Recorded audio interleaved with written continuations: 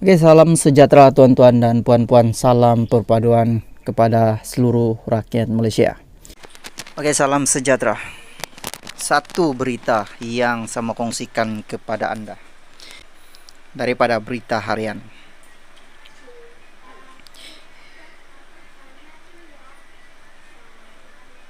KJ keluarkan satu kenyataan. Tuduhan ke atas saya tidak adil. Kuala Lumpur, bekas Ketua Pemuda UMNO Khairi Jamaluddin mempertahankan tindakannya mengkritik kepimpinan UMNO pada kempen pilihan raya umum ke-15 PRU15 bertujuan meyakinkan pengundi terhadap parti itu. Sehubungan itu, bekas ahli parlimen Rembau itu menyifatkan tuduhan dibuat terhadapnya sehingga beliau dipecat daripada UMNO sebagai tidak adil. Menurutnya, beliau tidak mahu pengundi hilang harapan terhadap UMNO berikutan di kawasan bandar, sokongan terhadap UMNO semakin merosot.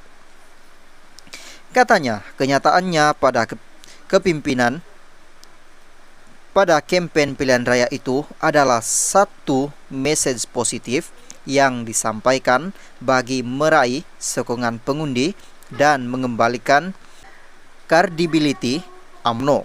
Saya tidak nampak bagaimana message positif seumpama itu bertujuan memfahamkan orang ramai mengenai UMNO dan memulihkan keyakinan umum kepada kredibiliti parti dianggap satu yang negatif. Saya tidak merasakan tuduhan yang dikenakan adil sama sekali. Apabila saya cuba menyatakan UMNO dapat memberikan sesuatu yang lebih baik pada masa depan dan memberitahu saya sebagai agensi generasi baharu parti bakal mengubah dan membuat reformasi kepada UMNO.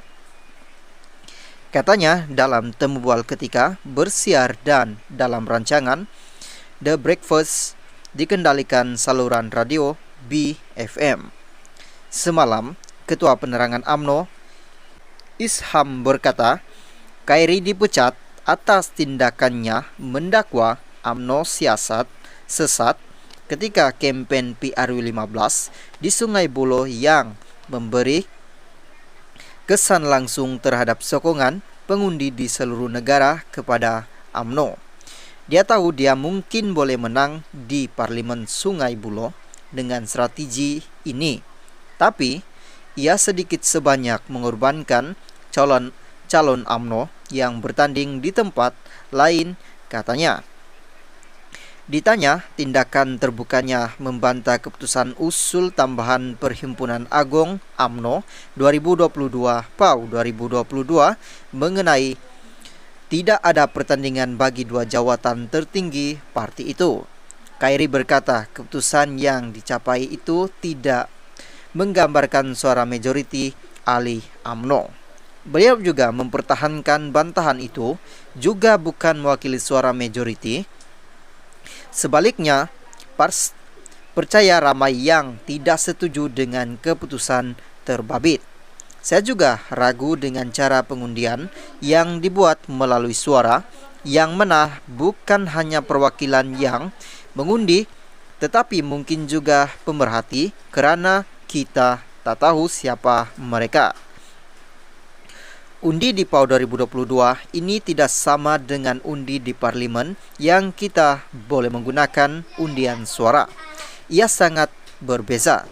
Lagipun, perkara ini tiada dalam usul asal untuk PAU 2022 yang mana ia hanya dibangkitkan ketika Wakil Negeri 9 membuat usul tambahan dalaman dalam perbahasannya. Itu pun ada yang bersorak katanya.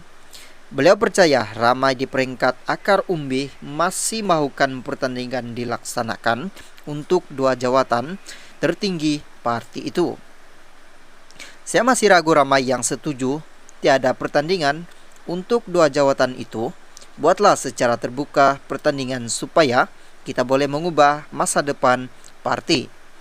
Mengenai aduan kepada Jabatan Pendaftaran Pertubuhan ROS, berhubung usul tambahan itu, katanya beliau gembira kerana ada yang membuat laporan berkenaan.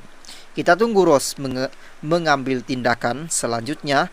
Saya harap ROS dapat mengambil tindakan sewajarnya dan dibenarkan pertandingan untuk dua jawatan berkenaan, katanya. Dalam perkembangan berkaitan, beliau menyatakan pemimpin yang menyebabkan kekalahan kepada parti pada pilihan raya umum perlu mengambil tanggung jawab. Lihat saja ketika Pak Lah Tun Abdullah Muhammad Badawi hilang majoriti 2/3, ramai yang meminta beliau letak jawatan dan beliau akur. Begitu juga ketika Najib diminta mengundurkan diri, pemimpin itu berbuat demikian. Ini apabila parti hilang banyak kursi jika tidak mahu mengundurkan diri daripada parti. Sekurang-kurangnya beginilah peluang, bagilah peluang untuk ada pertandingan pada pemilihan, katanya.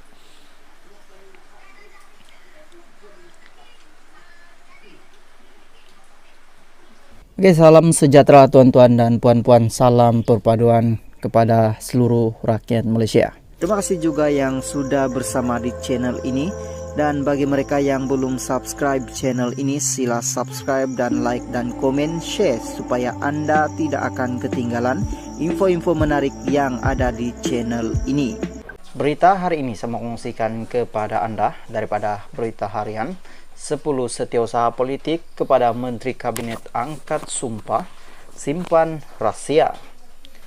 Kuala Lumpur, seramai 10 setiausaha politik kepada Menteri Kabinet hari ini mengangkat sumpah simpanan rahsia. Menerusi perkongsian di Facebook, Perdana Menteri Datuk Seri Anwar Ibrahim berkata, upacara berkenaan berlangsung di Putrajaya pagi tadi. Beliau menyaksikan upacara mengangkat sumpah itu yang bermula dengan Muhammad Kamil Abdul Munim yang dilantik sebagai setiausaha politik kepada Menteri Keuangan. Turut mengangkat sumpah sebagai setiausaha politik ialah Datu Hamzah, Menteri Perladangan dan Komoditi, Yuzaihad Abdullah, Menteri Pertanian dan Keterjaminan Makanan, Datu Tun Zalani, Muhammad Darus, Menteri Pertahanan, dan Datu Rizam Ismail, Menteri Perdagangan Antarabangsa dan Industri.